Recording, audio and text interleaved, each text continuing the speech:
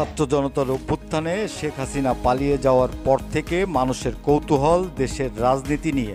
ভবিষ্যৎ শাসনভার কাদের হাতে যাচ্ছে আলোচনা চলছে এই নিয়ে। এরই মধ্যে ডক্টর ইউনূসের নেতৃত্বে দেশ সংস্কারের কাজ শুরু করেছে অন্তর্বর্তীকালীন সরকার। তারা প্রয়োজনীয় সংস্কার শেষে নিরপেক্ষ একটি নির্বাচন দিতে চায়।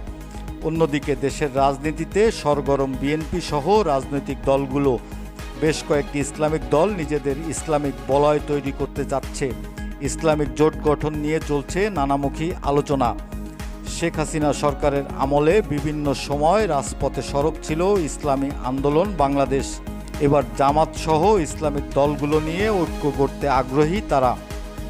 ইসলামিক আমাদের সমমনা দলগুলিকে নিয়ে তো ঐক্য করার চেষ্টা আমরা করতেছি, অভ্যুত আছে এবং আমাদের চেষ্টা থাকবে ইসলামিক দলগুলি ঐক্যবদ্ধভাবে আমরা নির্বাচন অংশগ্রহণ। 5ই মে শাপলা চত্বর সমাবেশকে কেন্দ্র করে আলোচনায় হেফাজতে ইসলাম। দীর্ঘ কারাভোগের পর মুক্ত দলটির মহাসচিবও ভাবছেন ঐক্য নিয়ে। বৃহত্তর পরিসরের একটা ঐক্য গড়ে তুলে আগামী নির্বাচনে যেন আমরা ইসলামপন্থীদের পক্ষ থেকে একটি অভিন্ন ব্যালট যেন আমরা ব্যালট বক্স যেন মানুষের সামনে দিতে পারি। বাংলাদেশে একটি ইসলামিক রাষ্ট্র প্রতিষ্ঠায় ইসলামিক দলগুলো ঐক্যবদ্ধ করতে চাচ্ছে জামাত। আর এই উদ্দেশ্যে তারা বিভিন্ন ইসলামিক দল ও সংগঠনের সাথে আলোচনা শুরু করেছে। জামাতের আমিরের কথায়ও উঠে এসেছে এই প্রসঙ্গ।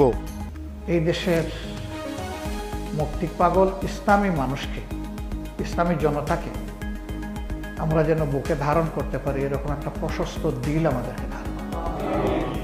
নতুন এই বাংলাদেশে ইসলামিক দলগুলো যদি একটি প্ল্যাটফর্মে দাঁড়িয়ে যায়, সেটি হবে রাজনৈতিক নতুন চমক। আলামিন হোসেন, সুন্দরবন নিউজ ডেস্ক।